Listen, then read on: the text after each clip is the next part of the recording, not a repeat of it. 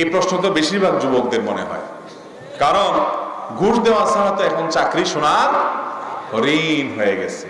ভাইরা আমার, ঘুষ যে খায় সে সর্বাবস্থায় হারাম খায়। ঘুষ খাওয়া সর্বাবস্থায় কি?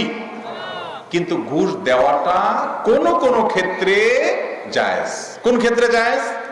আমার ন্যায্য অধিকার, ঘুষ না দিলে আমি বঞ্চিত হচ্ছি, এটা ছাড়া আমার উপায়ও নাই, এরকম নিরুপায় অবস্থায় যদি ঠেকায় পড়ে কেউ ঘুষ দিতে বাধ্য হয়, তাহলে সেক্ষেত্রে তার জন্য ঘুষ খাওয়া, ঘুষ দেওয়া কি আছে?